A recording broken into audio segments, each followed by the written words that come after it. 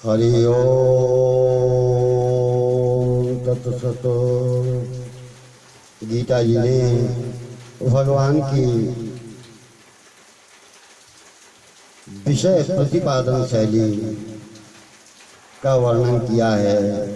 यह उसका दूसरा भाग है।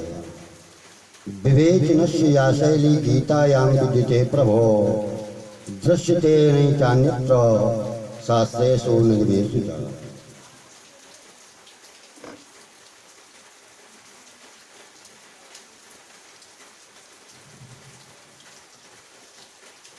नौवें अध्याय के 34वें श्लोक में भगवान ने मन मना भव मत भक्तो मज्जाजी माम नमस्ते जो बात विस्तार से कही वही बात फिर मत परायणा इस श्लोक में संक्षेप से कही। 10वें अध्याय के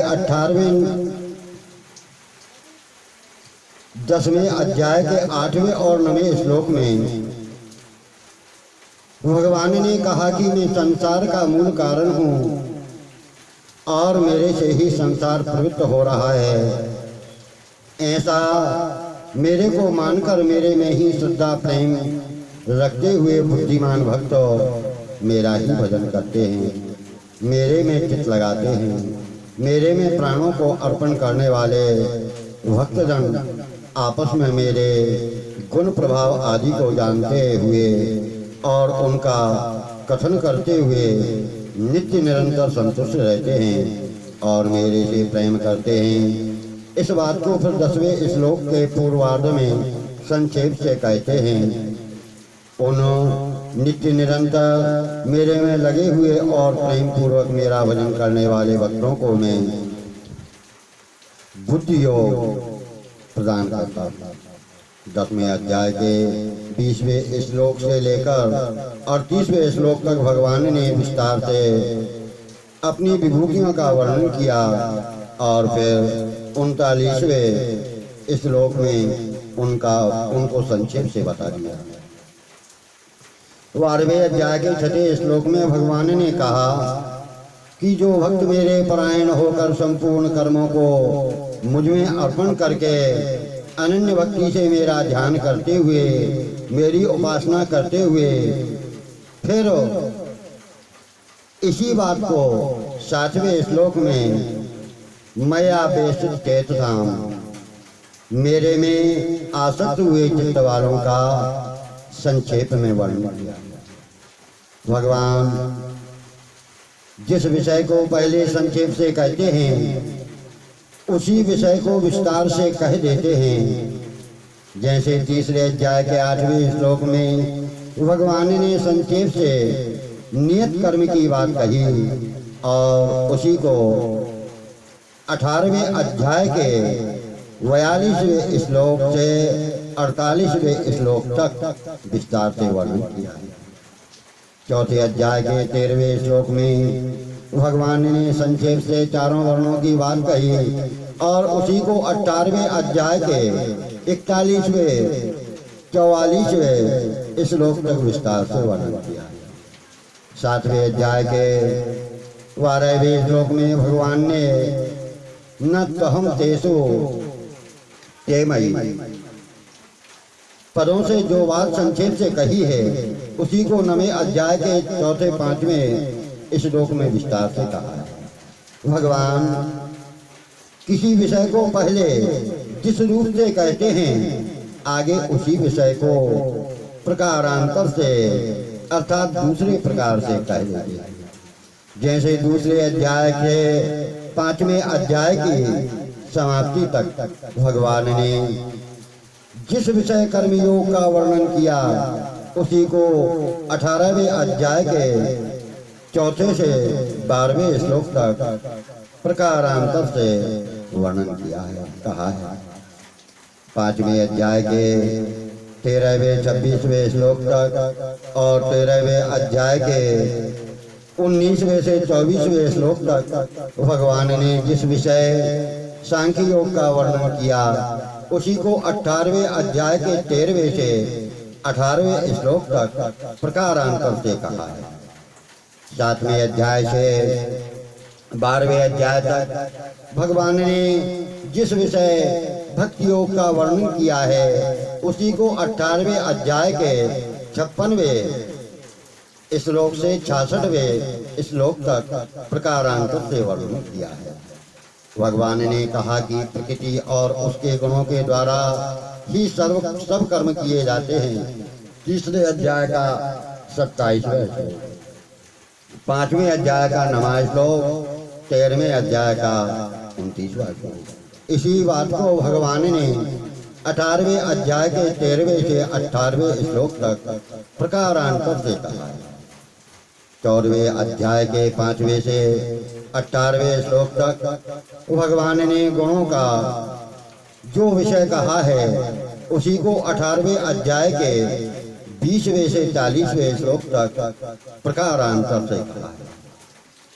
अर्जुन क्रियापरक प्रश्न करते हैं तो भगवान उसका भावपरक उत्तर देते हैं। 2रे अध्याय के 54वें श्लोक में अर्जुन ने क्रियापरक प्रश्न किए हैं कि परमात्मा को प्राप्त पुरुष कैसे बोलता है, कैसे बैठता है, कैसे चलता है। इसका उत्तर भगवान ने भावपरक दिया है।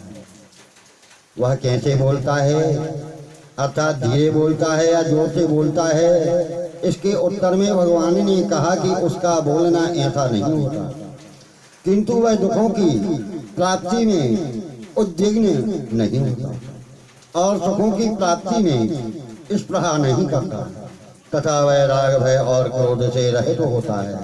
शुभ अशुभ परिस्थितियों के आने पर वह राग द्वेष नहीं करता। 2रे अध्याय का 56-57वां श्लोक। वह कैसे बैठता है, अच्छा सिद्धासन से बैठता है या पद्मासन आदि से बैठता है, इसके उत्तर में भगवान ने कहा कि उसका बैठना ऐसा नहीं होता, किंतु वह कछुए की तरह अपनी संपूर्ण इंद्रियों को उनके विषयों से समेट लेता है, हटा लेता है, संपूर्ण इंद्रियों को बस में करके वह मेरे परायण हो जाता है। 2रे अध्याय का 58वां 61वां श्लोक। वह कैसे चलता है, धीरे या गति पूर्वक, इसके उत्तर में भगवान ने कहा कि उसका चलना ऐसा नहीं होता, किंतु वह राग द्वेष से रहित और कामना अहंता ममता तथा स्पृहा से रहित होकर आचरण करता है। 2रे अध्याय का 64वां 71वां श्लोक। 3रे अध्याय के 36वें श्लोक में अर्जुन ने पूछा कि भगवान मनुष्य ना चाहता हुआ भी पाप क्यों कर बैठता है। भगवान ने कहा कि भीतर में कामना रहने से ही पाप की क्रिया होती है। 3रे अध्याय का 37वां श्लोक। यदि अंदर कामना न रहे, इच्छा न रहे तो पाप की क्रिया भी हो ही नहीं सकती और कोई क्रिया उसके ऊपर पाप की दिखने पर भी उसको पाप नहीं लगा सकती। 18वें अध्याय का 17वां श्लोक। 14वें अध्याय के 26वें श्लोक में अर्जुन ने पूछा कि गुणातीत से क्या लक्षण है, गुणातीत जो व्यक्ति होते हैं उनके लक्षण क्या हैं, चिन्ह क्या है, कैसे पहचाना जाए, उसकी आकृति रंग रूप कैसा होता है। भगवान ने कहा कि गुणों की वृत्तियों के प्रवृत्त और निवृत्त होने पर वह इनसे न राग करता है और न द्वेष करता है, अर्थात लिप्त रहता है। वह उदासीन की तरह रहता है और गुणों से विचलित न होकर अपने स्वरूप में ही स्थित रहता है। 14वें अध्याय का 22वां-23वां श्लोक। अर्जुन ने पूछा कि गुणातीत के आचरण कैसे होते हैं, अर्थात वह सबके साथ एकता करता है या अलग रहता है, छुआछूत रखता है या समान व्यवहार करता है। भगवान ने कहा कि उसके भीतर संभाव रहता है, उसके बाहर से शास्त्र और लोक मर्यादा के अनुसार कई तरह का आचरण करते हुए भी उसके भीतर समता अटल बनी रहती है। 14वें अध्याय का 24वां 25वां श्लोक। अर्जुन ने पूछा कि गुणातीत होने का क्या उपाय है, अर्थात जप करना चाहिए या ध्यान करना चाहिए, किसी के पास जाना चाहिए या तीर्थों में जाना चाहिए। भगवान ने कहा कि जो मनुष्य अव्यभिचारी भक्ति योग से मेरे में लग जाता है वह गुणों का अतिक्रमण कर जाता है, अर्थात गुणातीत हो जाता है। 14वें अध्याय का 26वां श्लोक। इस प्रकार अर्जुन के द्वारा क्रियापरक प्रश्न करने पर भगवान ने उनका भावपरक उत्तर दिया है। तात्पर्य यह है कि भगवान बाहरी आचरणों, वेशभूषा, रहन सहन, आश्रम परिवर्तन आदि को महत्व नहीं देते, बल्कि भाव को ही विशेष महत्व देते हैं। कारण कि भाव बदलने से क्रिया अपने आप ठीक हो जाती है। विशेषता तो भाव में है, क्रिया में नहीं, क्योंकि क्रिया तो मनुष्य पाखंड से भी कर सकता है। हरि ओम तत्सत।